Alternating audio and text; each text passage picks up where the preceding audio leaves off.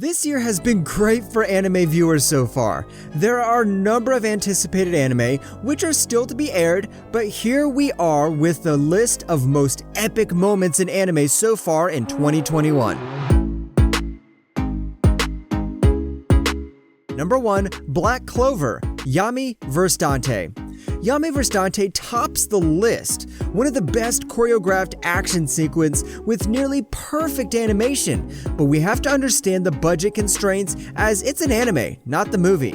It surely was a treat to watch Yami breaking his limits over and over and destroying Dante, but Dante had freaking super regeneration. Yeah, and he didn't die even when Yami used the death thrust, and had Dante blown apart 3 or 4 times, so how did they defeat him? Yes, this is where Asta's anti-magic comes into play as he teamed up with his captain Yami, and all they needed was one clear strike. Yami and Asta had brilliant chemistry while fighting Dante, a duo so synchronized yet so fast that even a top demon from Dark Triad had problem tracing them and blocking their attacks. The quarrel between Yami and Dante had me laughing, and I like how Yami was calm and how he was making comments on Dante's appearance and calling him a stalker even in life and death situations. The only complaints I have are the fillers and the side raids. I was there to watch Yami and Yami only, so give me my damn Yami. Number 2, Jujitsu no Kaisen, Gojo vs Jogo. If you think you are stupid, remember Jogo decided to raid the strongest ever magic sorcerer alone and got completely annihilated before Hanami rescued him. Jogo, even though his power was equal to 7-8 Sukuna fingers and was confident he could take Gojo down and attacked him, but to his surprise, Gojo was so damn powerful that he couldn't even put a scratch on Gojo. Gojo wasn't even serious as in mid-fight he brought Yuji with him to make him understand how domain expansion works. This made Jogo so angry that he revealed his trump card domain expansion to kill them both. Gojo, being Gojo, was as calm as they come, counters it with his domain expansion overpowering Jogo. When we saw Gojo fighting Sukuna, it was just a teaser, and now fans are waiting for the movie to be released, no pun intended. Everything about this fight is beautiful. The animation, the fight sequence, and those damn Gojo Satoru eyes. Anime fans got a new profile photo to use.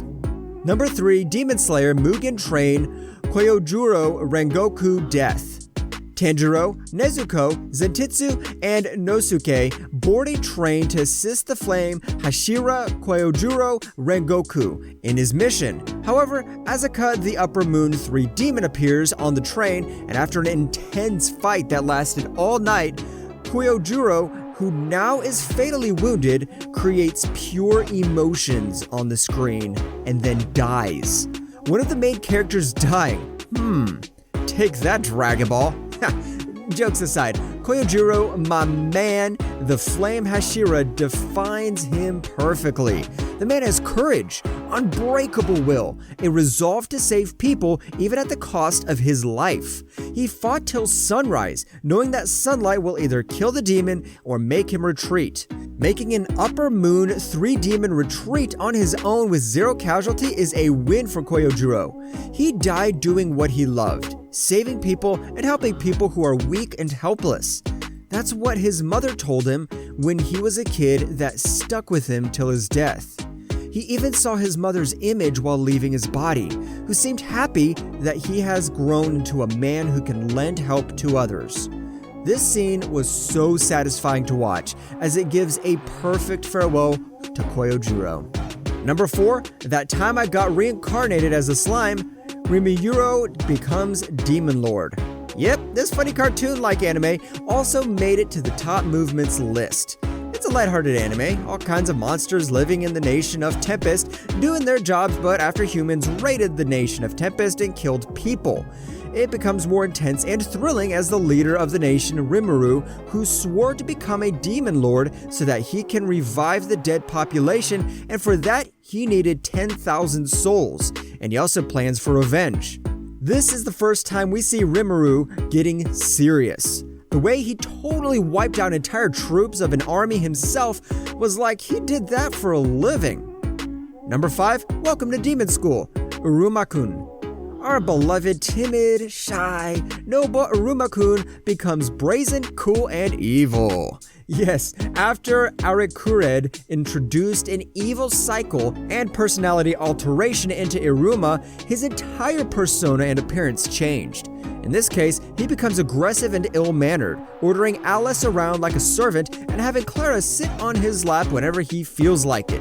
He also proved to be charismatic and manipulative at the same time, but with Iruma being Iruma, had good intentions as he managed to motivate the abnormal class to help him obtain Royal 1. He is more naughty, arrogant, and confident in himself, but simultaneously does not belittle others and respects the individual abilities of each of his classmates, even managing to use them to their greatest potential.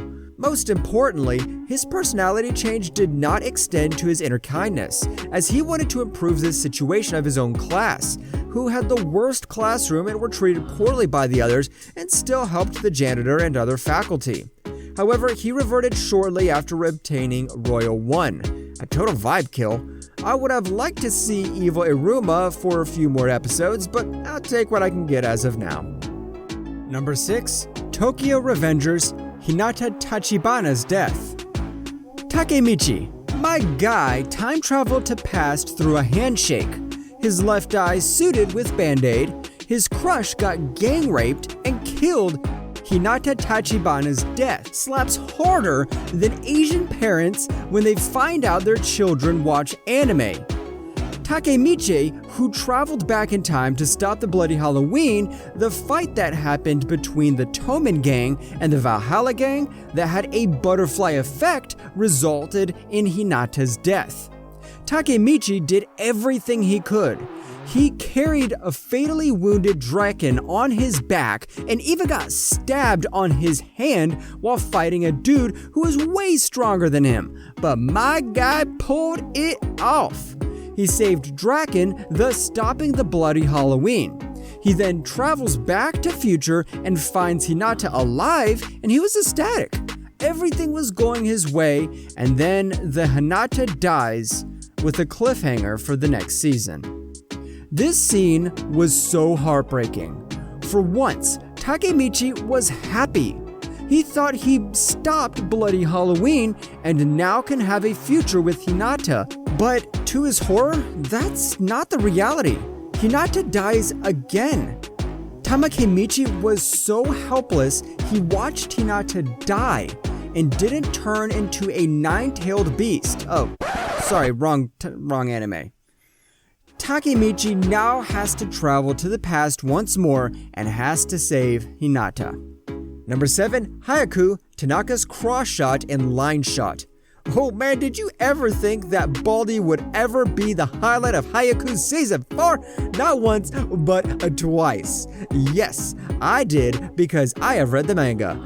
The match between Karasuno and Irizaki was intense. Everyone from Karasuno was contributing something except Tanaka, as he was constantly meddling blocks and denied sets, and even commenters pointed out that everyone from Karasuno have some unique characteristics except Tanaka. He was under immense pressure. Even his underclassman was performing, but Kikyo, the manager of Karasuno, described that he usually makes it through in things like these just fine.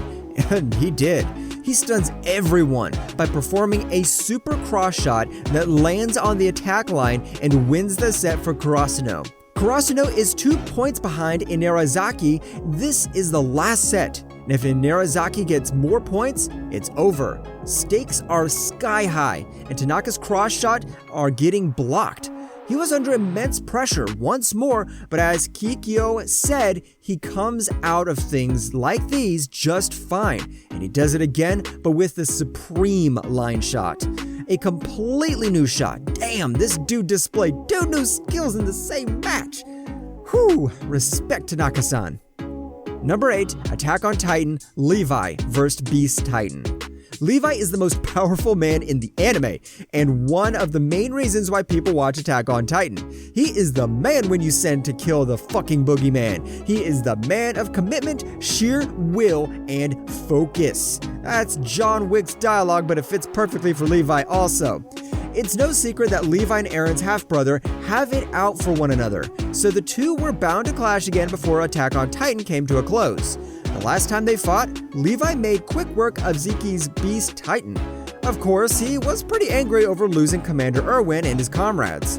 And it's possible Levi is even more enraged during the second fight with Zeki, which sees him pursuing the man for turning his men into Titans.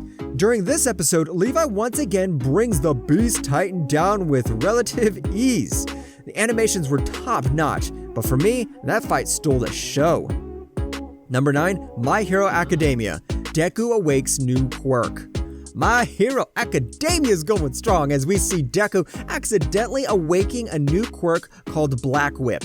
This happened on a class training session when Monoma angered him by saying how Bakugo got captured by the villains and is responsible for ending the symbol of peace.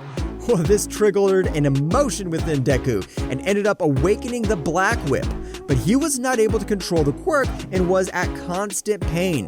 He even interrupted everyone's training session as he was not able to stop it until Shinso used his quirk brainwashing.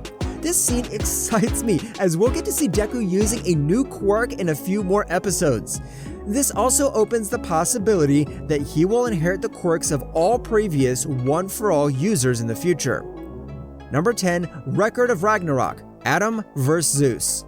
Record of Ragnarok was recently premiered on Netflix and became an instant hit. Everyone's watching it except in a few countries where it got banned. Anime features jaw-dropping fight scenes with amazing backstories of all the characters, but Adam vs. Zeus stand out the most to me. Adam, the first human ever to walk on heaven and earth, versus the GOG god of gods, Zeus. He who even gods don't want to get on the bad side of. You can already tell this would be a spectacular fight. Adam was so overpowered that he knocked out Zeus in one punch. He can replicate what a god does, so whatever Zeus was throwing at him, Adam was replying that with a slightly better version. Adam made Zeus use his trump card, a skill he learned from his father and made it his own.